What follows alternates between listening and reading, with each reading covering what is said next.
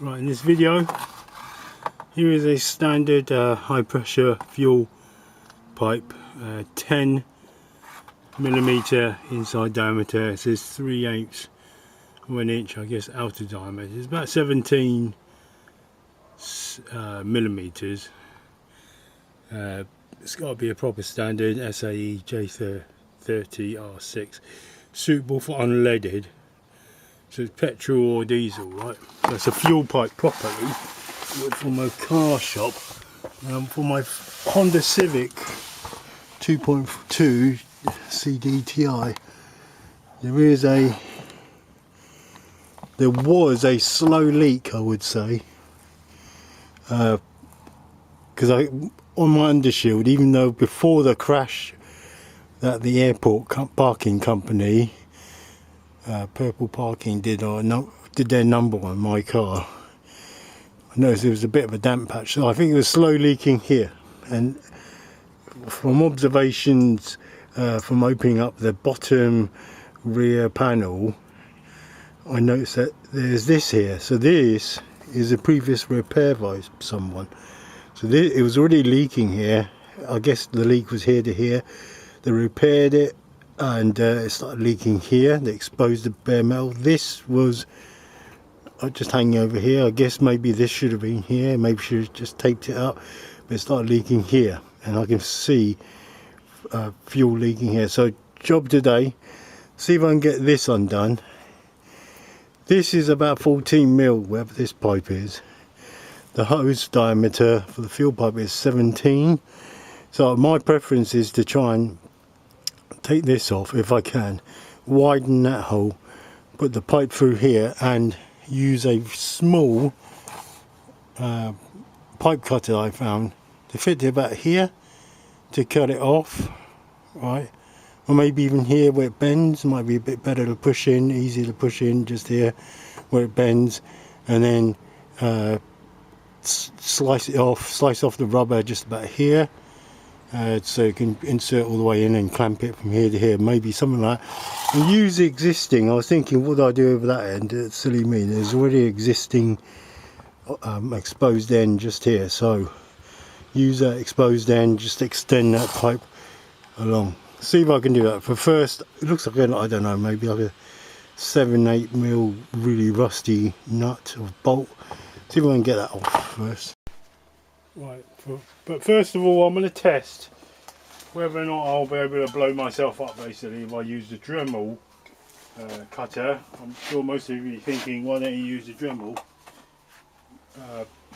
So I've soaked that screw in petrol. There's a rag, a bit of tissue with petrol around it. Got my Dremel. I just wondered what the flash point would be.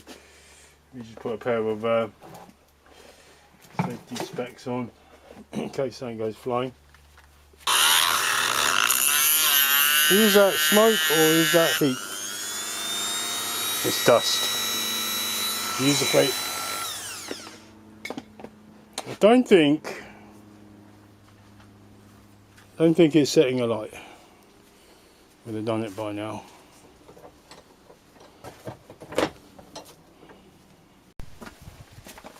Second experiment. There's a big load of fuel down there, diesel, reminder. See if I can produce enough heat.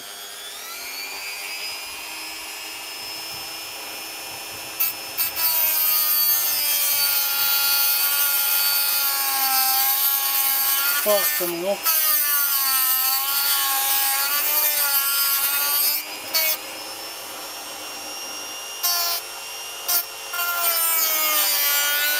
It's attached to it. It's heated up, but the pipe will carry heat across. So it's safe to do. If I have to use a Dremel, I use a Dremel. Alright? I've just proved it. Don't be reckless. You know, just take an extra little bit experiment. I don't know. It could have. Maybe if it was like lighter fluid, it would have gone up. Yeah, it probably would have. If there was a spark or two. With diesel, no. Petrol, test it yourself. Probably will light up. It's got lower ignition temperature. Although my preference is to use a pipe cutter. Reason being, there's no particles being thrown in the fuel system. Rothenberger, I bought this from B&Q. The rest of the pipe cutters were £5, £6, some were £9. This was £22. Now I've got to believe that I paid extra for something that is worthwhile, and the reason why I bought this one, it's the kind of smallest one I can get. Looks about 3 or 4 centimeters long. It can cut between 6 and 22 mil. Rothenberger, so German maybe. One blade. I can change. I've got a spare blade. I can change. Unscrew it there. Put it on. Rotate it as much as I can. Tighten it a bit. Rotate it as much as I can. If there is a little bit at the end, I might just bend the pipe. But let's get down to it. Looks like I can do it. Move it from here to here. So make an initial cut, and that is about it. Half a cut. Cut into it. I was hoping for a bit more. There's no other space. But this pipe is just, I don't know, nonsensical. It goes round here, goes up there, goes back round, and it ends up here. So it just goes down and comes back. What the purpose is, I have no idea. I mean, why don't I just cut that and then connect it using a pipe going, just U-bend it from here to there. Although it might disappear off somewhere that I don't know. And that's the problem. I can't see it all the way. I'm just kind of conjecturing, because I can see it there. I can see it there. And it goes up. And that is about it. Hopefully the focus properly. See, when it bends around, I've used my hands to feel it. I'm pretty sure. So it comes up. See where my clamp is, my cutter is. Goes around. I use my hand. It goes up there, and it bends here. You bend. Comes back round and joins back there. So really, what is that for? But never mind. Let's make do with it. And you notice the other pipe won't rusty because it's rubberized all the way through. Notice that? The one just adjacent to it, the return pipe, is just rubberized all the way through. Okay, let me see if I can get those clamps off. And maybe I can drain some of the fuel before I start cutting. So after taking off that rubber pipe, looks like it wasn't a repair. This is how it's made. This is where it's connected. That's 10 mil there, but this is 8 mil. You know, this is a proper ending to it. I don't think you can create that by, twisting and using some sort of mechanism easily by hand. So I think that's an 8 mil hole pipe, and the hole on the rubber pipe was 8 mil, but this is 10 mil. So 10 mil, 10 mil, and 8. So I'm going to have to insert my hose all the way through past this point here. Alright, for this side, I've used the cutter, the wheel cutter thing, to cut a little dent in it, and I'm using a Dremel, periodically stopping every 20 seconds to let it cool down. Cut that off, and I'm going to use some sort of just a knife to cut this rubber away, slit it down probably, and then cut it away like that, and then insert. Hopefully this pipe will come straight out, and maybe there's enough room in there for the 17 mil pipe, because this diameter of this is 14. I'll try and make some room somehow. I don't know how. Maybe if this is plastic, maybe melt it with a soldering iron. That might be a good technique. So I don't think this bracket is going to. So I've cut that off using the Dremel, and due to the fuel leak, there's no rust in there. It's a matter of working its way out, and I'm thinking of maybe just cutting a slot in this plastic housing and laying the new hose in the groove. Maybe the easiest way. Now you know with that pipe as it hangs down, on the lip there is undoubtedly fine grains of metal that are sawed off. So what I'm going to do is, I think I'll put some WD, put the straw above that point, make sure I don't introduce any more stuff I don't need, and then squirt it in there, let it flood out, let the liquid flood out, carry the debris with it, hopefully. There's no other way really.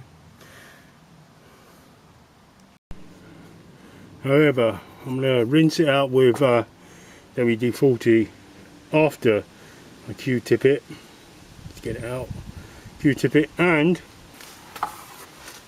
after I put a couple of, one strong magnet along it, and then drag whatever is left down rather than up, may work. I mean, it would make sense to keep one of these in there just in case there's any particles. We just pick up on particles.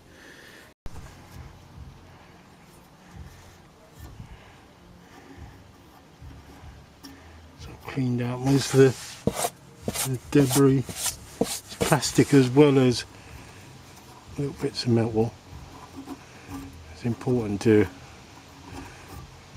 get these really clean before we move to the next stage.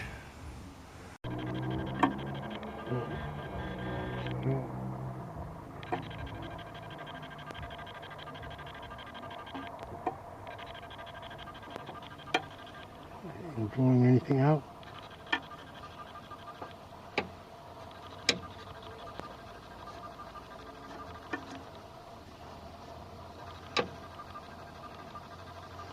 Alright, I think I've done what I could. I think anything came out. Then you could. This worked quite well.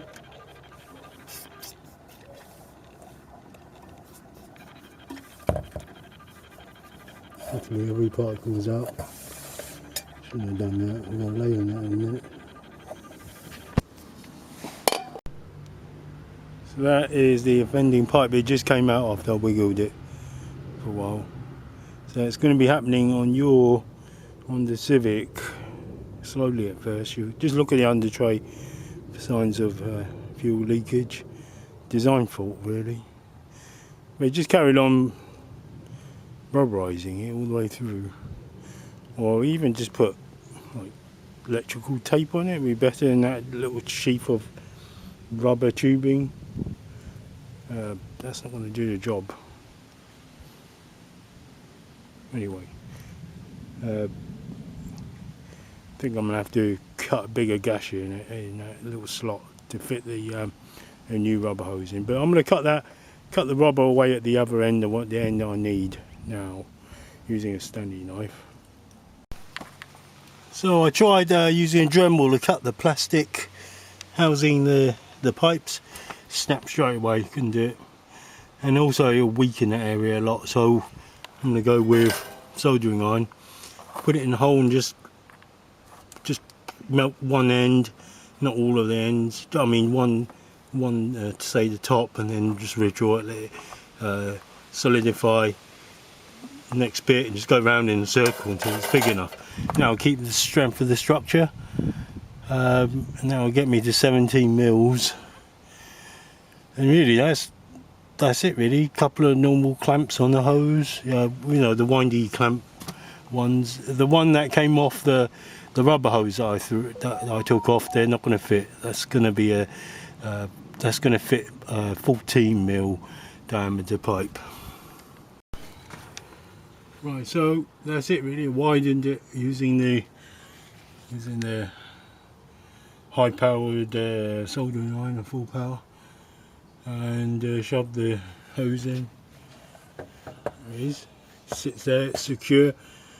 Just need to, I'm going to use these ends, push that in, tighten it, spray down with loads of brake cleaner, and then obviously cut it to the right length, fit it on this end, clamp this end where it joins here, spray that down, brake cleaner, tape that as well. I don't want any kind of muck getting in there, and that's it. think this is a design flaw in Honda Civic.